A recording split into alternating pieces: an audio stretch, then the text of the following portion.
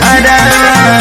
Super लग रहा है जी। कैसन लगेला कपड़ा वो धनी गेरुआ कलरा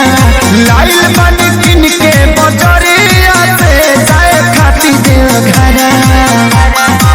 हो जाती पहिरब तो कहबू का धन लगो तारा।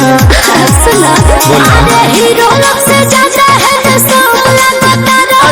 जिलोगे में आई करो लगो तारा सही में मारी ले लो राजा जी चिलो वाला नाम बोलो बोलो नाचो तानी छोड़ी अकेला जैसे राम बोलो बोलो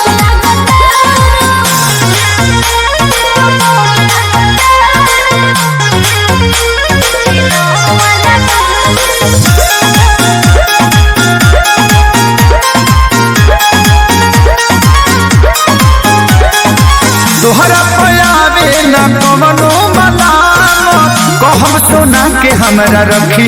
सना कहब की बाबा ध्यान रखिया। अरे जुगे जुगे जियो जियो रहा धान हो निके निके कोली हो भोला के दर्शन हो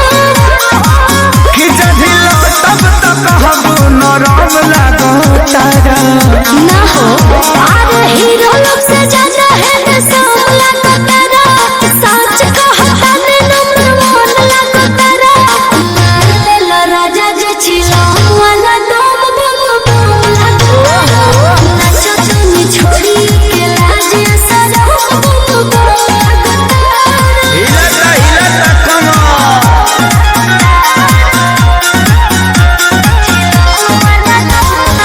म्यूजिक बाय आर्या शर्मा।